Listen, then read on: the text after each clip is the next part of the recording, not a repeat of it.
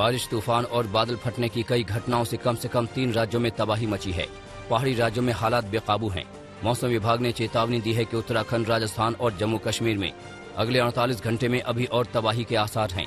उत्तराखंड और जम्मू कश्मीर में कल भी कई जगहों पर बादल फटे थे और भूस्खलन हुआ था। हिमाचल में भी बारिश और बाढ़ से हालात खराब हैं। कई जिलों में हादसे हुए। लाहौल स्पीति, चंबा और कुल्लू में पहाड़ दरके, जबकि धर्मशाला में बादल फटा। बादल फटने की इन घटनाओं में बड़ी तादाद में लोग प्रभावित हुए हैं।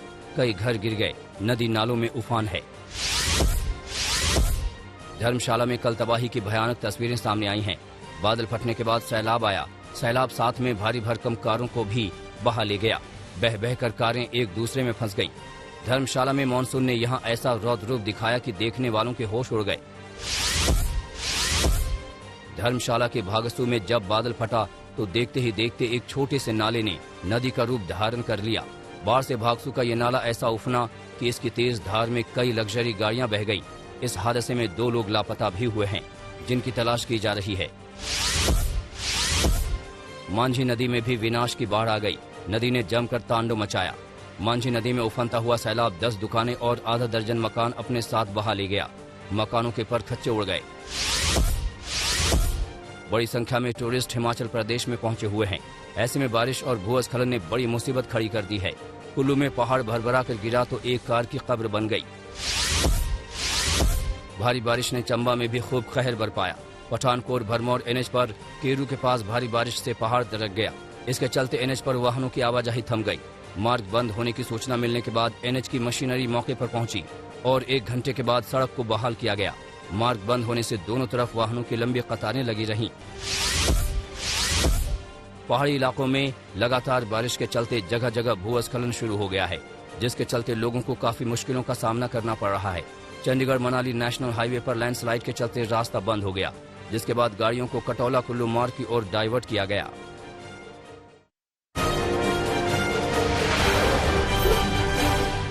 जम्मू कश्मीर के गांदरबल में भी बादल फटने से भयंकर तबाही मची है। कई घर तबाह हो गए। तस्वीरें बेहद डराने वाली हैं। गांदरबल में गनीमत ये रही कि कोई जिंदगी का नुकसान नहीं हुआ। उत्तराखंड में भी आसमानी तबाही ने एक साथ दस्तक दी है। उत्तराखंड के विकास नगर की ये तस्वीरें देखिए। कैसे जान जोखिम में डालकर लोग सड़क पार कर रहे हैं। यहाँ पानी के तेज बहाव में पुलिया बह गई। उसके बाद का मंजर आपके सामने है। कुदरत का एक और कहर बिजली गिरने के रूप में सामने आया। 3 राज्यों में 72 लोगों की मौत हो गई। यूपी, राजस्थान और मध्य प्रदेश में जोरदार धमाके के साथ कड़कड़ाती बिजली ने कई घरों के चिराग बुझा दिए। सिर्फ राजस्थान के आमेर किले पर 11 लोगों की मौत हो गई।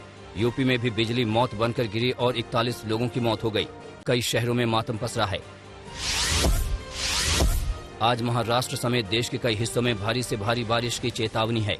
मौसम विभाग ने बारिश की तीव्रता के मद्देनजर अलग अलग हिस्सों में रेड, येलो और ऑरेंज अलर्ट जारी कर रखा है। राजस्थान और जम्मू कश्मीर के लिए मौसम विभाग ने ऑरेंज अलर्ट जारी किया है। ऑरेंज अलर्ट गुजरात, कर्नाटक के कुछ हिस्से और असम के लिए भी है। हिमाचल प्रदेश, उत्तराखंड और उत्तर प्रदेश के लिए येलो अलर्ट है। मध्य प्रदेश, आंध्र प्रदेश, बिहार, झारखंड, केरल और पश्चिम बंगाल के कुछ हिस्सों में भी येलो अलर्ट है।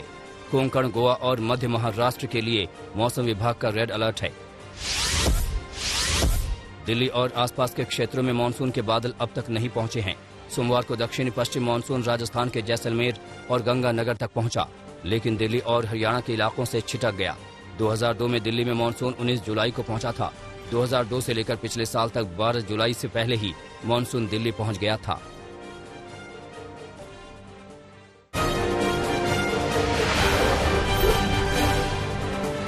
पहाड़ों में बारिश और बादल फट रहे हैं तो बिहार में बाढ़ आई है।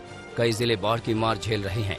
मोतिहारी में कल्याणपुर में सोमवती नदी पर बनाया गया बांध टूट गया। इसकी वजह से 20 से ज्यादा गांव में बाढ़ आ गई है। यही वजह है कि ग्रामीण खुद इसकी मरम्मत में लगे हैं। बांध टूटने से बाढ़ का पानी तेजी से फैल रहा है। बांध टूटने से पूरे इलाके में अफरा तफरी मच गई। पूरे कल्याणपुर में हालात चिंताजनक हैं। अब तक सरकारी मदद नहीं पहुंची है। मुजफ्फरपुर में भी बाढ़ ने लोगों से उनका आशियाना छीन लिया है। आलम यह है कि लोग मजबूरी में सड़क किनारे रह रहे हैं। यहाँ दर्जन भर ट्रक में ही लोगों ने शरण ले रखी है। ट्रकों में ही लोग रह रहे हैं। इन्हीं में दुकान खुली है। कई लोग सड़क किनारे रह रहे हैं। दरभंगा के बस स्टैंड पर भी पानी भर गया है। पानी ने बस संचालकों की परेशानी बढ़ा दी है। दरभंगा के कई इलाकों में बाढ़ का खतरा लगातार बना हुआ है। समस्तीपुर में भी बाढ़ से हालात बेकाबू हो रहे हैं। बारिश का पानी घरों में घुस आया है। जल जमाव की वजह से लोगों का चलना दूभर है। मुजफ्फरपुर में बाढ़ से हालात इतने खराब हैं कि टीकाकरण भी नावों के जरिए जाकर करना पड़ रहा है। बाढ़ प्रभावित जिलों के हजारों गांवों में बाढ़ का पानी घुस आया है, जिसके कारण से टीकाकरण की रफ्तार धीमी पड़ी है। सरकार ने बाढ़ प्रभावित जिलों में टीका वाली नाव शुरू की है। मुजफ्फरपुर, मोतिहारी और गोपालगंज जैसे जिलों में ये नावें चल रही हैं। सीतामढ़ी में भी बाढ़ से हालात खराब हैं। बाढ़ की विभीषिका के बीच डीएम ने तटबंधों का जायजा लिया। तटबंधों में रिसाव की खबर है। डीएम ने दावा किया कि कटाव की मरम्मत के लिए प्रशासन तैयार है। लगातार पेट्रोलिंग की जा रही है।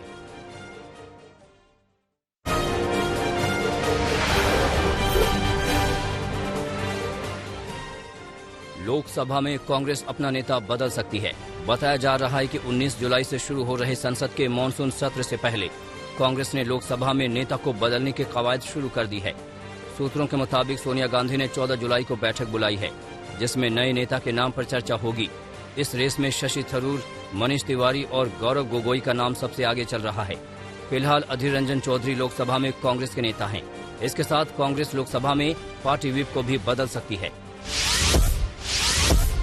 यूपी की राजधानी लखनऊ में अलकायदा समर्थित गजवतुल हिंद के आतंकियों की गिरफ्तारी के बाद इस पर सियासत भी शुरू हो गई है। समाजवादी पार्टी के अध्यक्ष अखिलेश यादव ने कहा कि उन्हें यूपी पुलिस और बीजेपी सरकार पर भरोसा नहीं है। वहीं बीएसपी अध्यक्ष मायावती ने कहा कि चुनावी मौसम में यूपी पुलिस की ऐसी कार्रवाई संदेह पैदा करती है। विरोधियों के ऐसे हमलों पर बीजेपी नेताओं ने पलटवार किया और कहा कि आतंकवाद के मुद्दे पर भी विपक्षी पार्टियां तुष्टीकरण की राजनीति कर रही है। लखनऊ में गिरफ्तार गजवतुल हिंद के दोनों आतंकियों को 14 दिन के पुलिस रिमांड में भेज दिया गया है।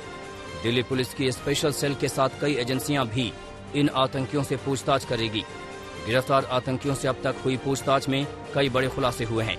पता चला है कि लखनऊ के साथ साथ वाराणसी, मथुरा जैसे शहर भी इन आतंकियों के निशाने पर थे।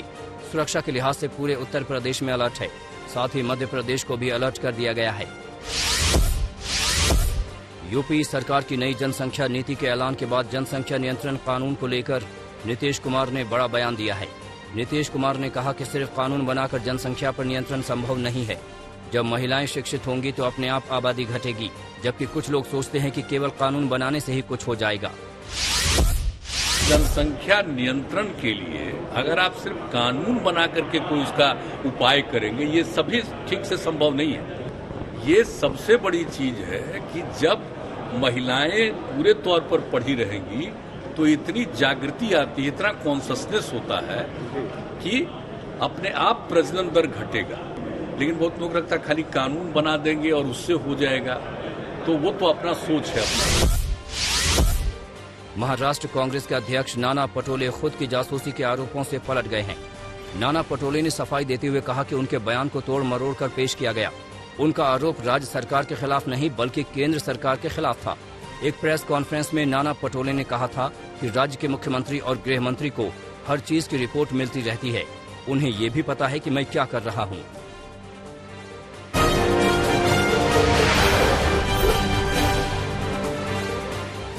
पीएनबी घोटाले के आरोपी मेहुल चोकसी को डोमिनिका हाईकोर्ट से जमानत मिल गई है। जमानत के बाद मेहुल चोकसी अपने इलाज के लिए एंटीगुआ जा सकता है। हालांकि सुनवाई के लिए उसे वापस डोमिनिका आना होगा। डोमिनिका हाईकोर्ट ने मेडिकल आधार पर मेहुल चोकसी को जमानत दी है। कोर्ट में सुनवाई के दौरान मेहुल चोकसी जूम के जरिए अस्पताल के बिस्तर से पेश हुआ था। प्रधानमंत्री नरेंद्र मोदी आज पूर्वोत्तर राज्यों के मुख्यमंत्री से बातचीत करेंगे। पीएम मोदी मुख्यमंत्रियों से उनके राज्यों में कोरोना के हालात का जायजा लेंगे। कोरोना की दूसरी लहर शांत होने के बाद भी पूर्वोत्तर में कोविड पॉजिटिव केस में इजाफा चिंता का विषय बना हुआ है। वीडियो कॉन्फ्रेंसिंग के जरिए पीएम असम, नागालैंड, त्रिपुरा, सिक्किम, मणिपुर, मेघालय, अरुणाचल प्रदेश और मिजोरम के सीएम से बातचीत करेंगे।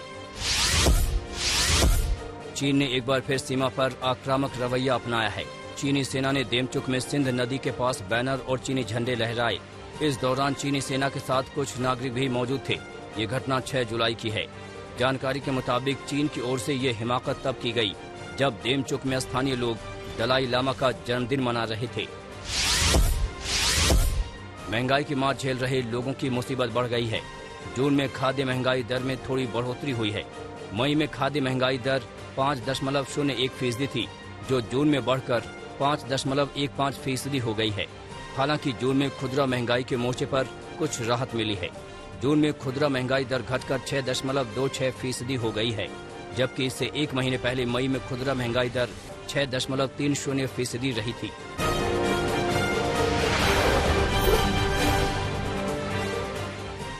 नेपाल की सुप्रीम कोर्ट ने अपने ऐतिहासिक फैसले में नेपाली कांग्रेस के प्रमुख और पूर्व प्रधानमंत्री शेर बहादुर दोएबा को प्रधानमंत्री नियुक्त करने का आदेश दिया है। मौजूदा पीएम केपी शर्मा ओली के प्रतिनिधि सभा को भंग करने के आदेश को रद्द किया है। संसद को भंग करने के फैसले को देओबा सहित 140 लोगों ने सुप्रीम कोर्ट में चुनौती दी थी। उत्तरी चीन में नहीं थम रहा बारिश का कहर। हेबेई और तियानजिन में लगातार बारिश हो रही है। स्थानीय अधिकारियों ने प्रभावित इलाकों में अलर्ट जारी किया है। युद्ध स्तर पर जारी है राहत बचाव का काम। हजारों लोग इससे प्रभावित हुए हैं।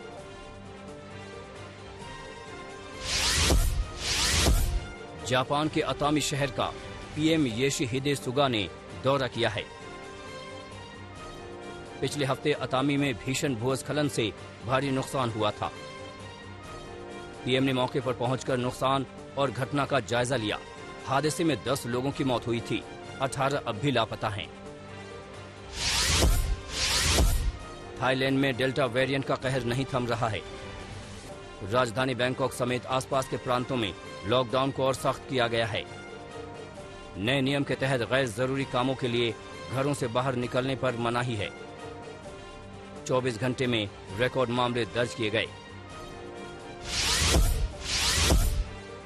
कोरोना के डेल्टा वेरिएंट से सिडनी भी बेहाल है। नई लहर के दौरान एक दिन में रिकॉर्ड 112 संक्रमितों की पहचान हुई है। न्यू साउथ वेल्स के प्रीमियर ने बताया, ज्यादातर लोग पहले से संक्रमित लोगों के रिश्तेदार या करीबी हैं।